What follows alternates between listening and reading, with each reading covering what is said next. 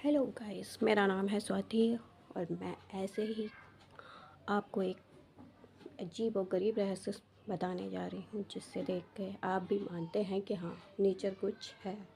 भगवान ही ये सब कुछ करते हैं। ऐसे ही अजीब और गरीब रहस्य को दिखाने जा रही हूँ। इसे देख के आपको पता चल जाएगा कि नेचर में कितनी शक्ति है और हमें हमेशा नेचर का सम्मान करना चाहिए। इससे आप सीखेंगे। चलिए तो मैं आपको दिखाती हूँ। ये कहानी है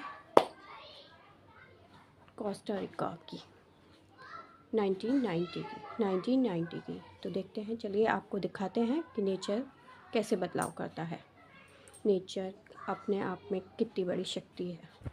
कंपनी ने करीब 1000 ट्रक भरकर संतरे के छिलके फेंक दिए, वो भी एक ऐसी जमीन पर जो पूरी तरह बंजर थी और नेशनल पार्क के अंदर मौजूद थी। सुनने में तो बिल्कुल प्रदूषण जैसा लगता था। लोगों ने बहुत शिकायत की, यहाँ तक कि इस पर केस तक हो गया। कुछ दिनों बाद ये प्रोजेक्ट बंद हो गया और लोग इसे भूल गए। अगले 16 साल तक उस संतरे के छिलकों से भरी जमीन को किसी ने छुआ तक नहीं। लेकिन जब वैज्ञानिकों का एक ग्रुप वहाँ पहुंचा तो जो नजारा उन्होंने देखा उसने उन्हें हैरान कर दिया। आखिर ऐसा क्या देखा उन्होंने? उस जगह पर ऐसा क्या हो गया था जिसने सबको चौंका दिया? जानेंगे आज के इस वीडियो में। एक नई शुरुआत की उम्मीद।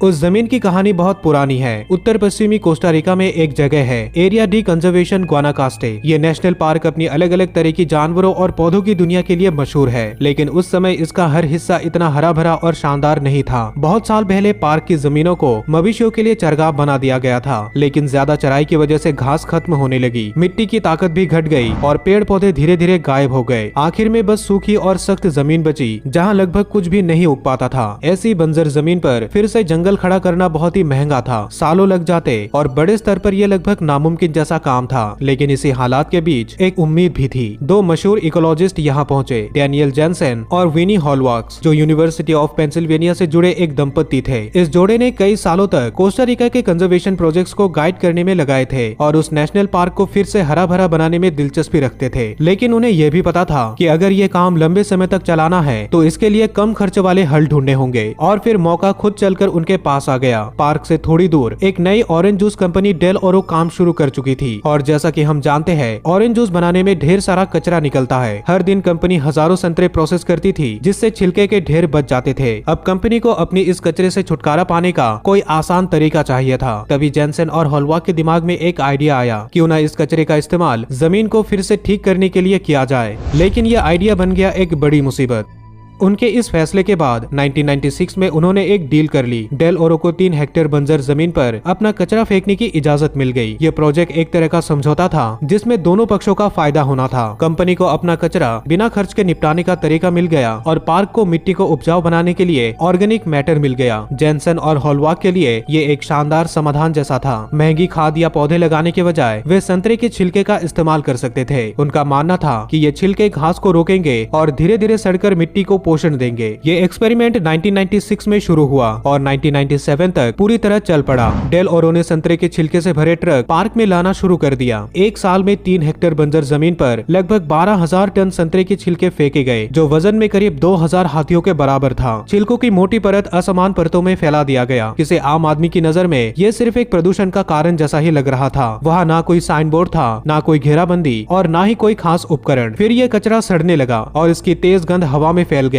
मक्खियां तुरंत ही इसे घेरने लगी, क्योंकि कीड़े और फंगस इसे तोड़ना शुरू कर चुके थे। शुरुआत में टीम को काफी उम्मीद थी। उन्हें पक्का यकीन था कि ये डिकम्पोजिशन प्राकृतिक रूप से होगी और सड़ते हुए फलों का ये ढेर किसी बेहतर चीज की शुरुआत है। लेकिन हकीकत ने उनकी उम्मीदों से कहीं ज्यादा जोरदार टक्कर मारी। कागज पर यह आइडिया बिल्कुल सही लगता था, लेकिन असल में इसे कर पाना बहुत बड़ी चुनौती साबित होने वाला था। आस पड़ोस के किसान और शहर वाले इस बदबू और गंदगी से काफी परेशान थे। कुछ लोग कह रहे थे कि ये तो साफ साफ प्रदूषण है। कई लोग डर रहे थे कि इससे पानी खराब होगा या नई बीमारियां फैल सकती है। असल में इस प्रोजेक्ट को लेकर कोई भी खुश नहीं था, लेकिन सबसे बड़ा विरोध तो ऐसी जगह से आया जहां से किसी ने सोचा भी नहीं था। डेल ओरो की सबसे बड़ी राइवल कंपनी टीको फ्रूट सीधा मैदान में उतर गई। उन्होंने कोर्ट में केस कर दिया और डेल ओरो पर आरोप लगाया कि वो एक संरक्षित नेशनल पार्क को गंदा कर रहा है। साथ ही उन्होंने ये भी कहा कि डेल ओरो ने राष्ट्रीय नियमों का उल्लंघन किया है। ये मामला सिर्फ पर्यावरण का नहीं था, असली खेल तो कंपटीशन का था। डेल ओरो को तो फ्री में कचरा निपटाने का तरीका मिल गया गया था, ऊपर से पार्क को दान देकर बढ़िया पब्लिसिटी भी मिल रही थी। लेकिन टीको फ्रूट को इनमें से कुछ भी फायदा नहीं हो रहा था। बेशक माहौल गरमाने लगा, मीडिया की नजर इस पूरे मामले पर टिक गई और अब एनवायरनमेंट एजेंसियों पर दबाव बढ़ गया कि वो कदम उठाए। जो शुरुआत में एक छोटा सा एक्सपेरिमेंट लग रहा था, वही अब पूरे देश में हंगामे का मुद्दा बन चुका था। लेकिन 15 साल बाद दिखे हैरान करने वाले नतीजे।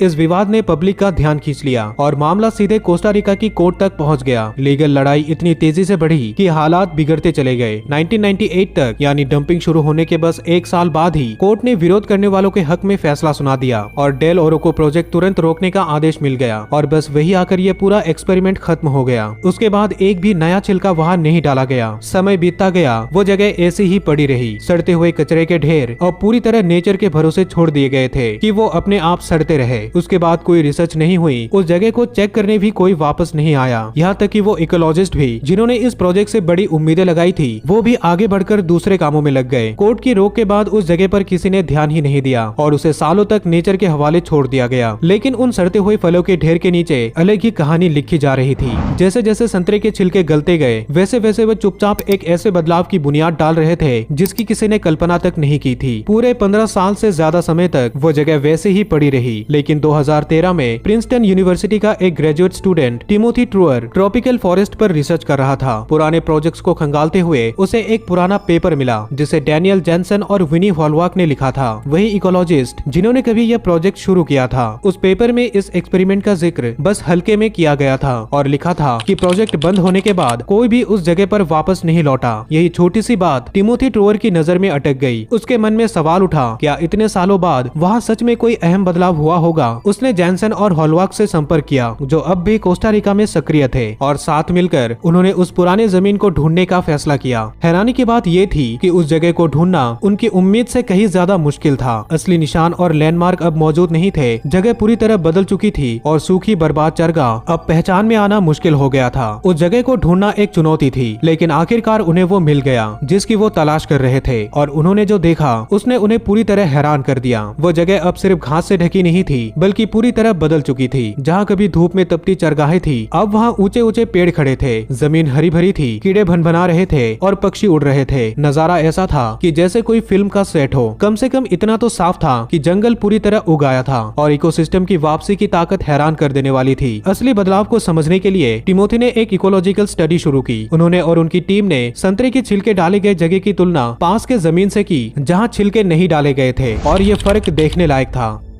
जिस इलाके में संतरे के छिलके डाले गए थे वहाँ बायोमास यानी जैविक पदार्थ बहुत ज्यादा था। आसान शब्दों में कहे तो वहाँ ज्यादा पेड़ पौधे, झाड़ियाँ और जमीन को ढकने वाली वनस्पतियाँ थी। पेड़ों की विविधता भी काफी ज्यादा दिख रही थी। 2017 में टिमोथी ट्रूअर और उसकी टीम ने बताया कि संतरे के छिलके वाले इलाके में पास के जमीन के मुकाबले 176% ज्यादा हरियाली थी। मतलब पौधों की ग्रोथ लगभग 3 गुना ज्यादा थी और ये सब हुआ बिना किसी सिंचाई के, बिना पौधे लगाने के और बिना किसी देखभाल के। पूरे 16 साल में उस जगह पर जो हुआ वो सच में अद्भुत था। कचरे वाली जगह की मिट्टी अब पहले से कहीं बेहतर हो गई थी। सालों बाद भी उसमें नाइट्रोजन, फास्फोरस और कार्बन जैसी पोषक तत्व भरपूर मात्रा में थे, जो पौधों की ग्रोथ के लिए बेहद जरूरी है। सड़कर खाद बने छिलके ने मिट्टी को ताकत दी और बिना किसी की योजना के एक ऐसी जमीन तैयार की जिसने लंबे समय तक जंगल की रिकवरी में मदद की। लेकिन शायद सबसे चौंकाने वाली बात ये थी कि इस पूरी प्रक्रिया ने इकोसिस्टम को कैसे बदल दिया। शुरुआत में संतरे के छिलकों की मोटी परत ने तेजी से फैलने वाली घास को दबा दिया, जो आमतौर पर खराब मिट्टी पर राज करती है। अब जब यह दबाव हट गया तो देसी प्रजातियों को वापस आने और अपनी जगह बनाने का मौका मिल गया। पौधे, कीड़े, पक्षी और छोटे स्तनधारी भी इस फलते फूलते माहौल के ओर खींचने लगे। अब वो जगह सिर्फ एक उदास और वीरान जमीन का टुकड़ा नहीं रहा, बल्कि एक पूरी तरह संतुलित इकोसिस्टम बन चुकी थी। कोस्टा रिका का यह केस बिल्कुल साफ दिखाता है कि सही हालात में कचरा भी चमत्कार कर सकता है। लेकिन ये सवाल भी उठता है, अगर ये इतना आसान लगता है तो दुनिया ऐसे और प्रयास क्यों नहीं कर रही? आखिर हम कचरे का इस्तेमाल बड़े पैमाने पर जंगल उगाने में क्यों नहीं कर रहे?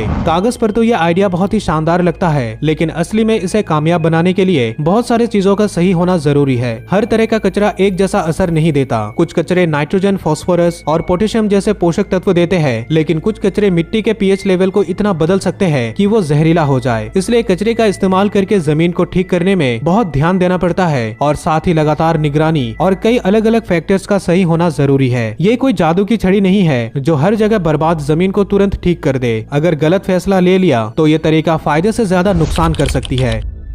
सच तो ये है कि कचरे पर प्रकृति कैसे रिएक्ट करेगी ये कोई पक्का नहीं कह सकता। अगर आप बहुत ज्यादा साइट्रस कचरा डाल देंगे या बार बार डालेंगे तो मिट्टी बहुत खट्टी हो सकती है। इससे मिट्टी में रहने वाले छोटे जीवों पर असर पड़ेगा और कुछ पौधे सही से नहीं बढ़ पाएंगे। मतलब मदद करने की जगह ये चीजें कभी कभी और नुकसान भी कर सकती है। इसलिए पर्यावरण एक्सपर्ट हमेशा कहते हैं कि यह तरीका हर जगह काम नहीं करेगा। मगर ऐसा नहीं है कि इस एक्सपेरिमेंट के बाद किसी और ने ऐसा कुछ करने की कोशिश नहीं की, बल्कि कोस्टा रिका में ही इसी तरह का एक और एक्सपेरिमेंट किया गया। संतरे के छिलकों से मिले नतीजों को देखकर कई दूसरे लोगों ने भी ऐसे आसान और कम तकनीक वाले तरीकों से जंगल को फिर से हरा भरा बनाने की कोशिश शुरू की। 2021 में यूनिवर्सिटी ऑफ हवाई की एक टीम ने कोस्टा रिका के बंजर और सूखे चरगाह को लिया, उसे बेकार पड़े कॉफी के कचरों की मोटी परत से ढक दिया। ये वही कचरा है जो कॉफी बनाने के बाद बच जाता है और आमतौर पर सड़कर बर्बाद हो जाता है। 2 साल के अंदर ही नतीजे चौंकाने वाले थे। जिस जगह कचरा डाला गया वहाँ पेड़ों और पौधों की आबादी 80% तक बढ़ गई, जबकि बिना कचरे वाले इलाके में यह सिर्फ 20% था। अनचाही अफ्रीकी घास गायब हो गई, मिट्टी के पोषक तत्व बढ़ गए और देसी पौधे तेजी से बढ़कर 15 फीट की ऊंचाई तक पहुंच गए।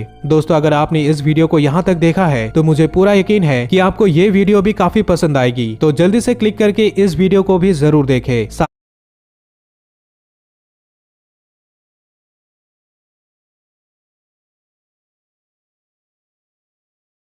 तो देखा आपने कैसे ही प्रकृति ने अपना रुख बदला। तो ऐसे ही अजीब और गरीब रहस्य के लिए देखते रहिए। मेरे चैनल को सब्सक्राइब कीजिए, लाइक एंड सब्सक्राइब कीजिए। मिलते हैं अगले नेक्स्ट वीडियो में। Bye bye.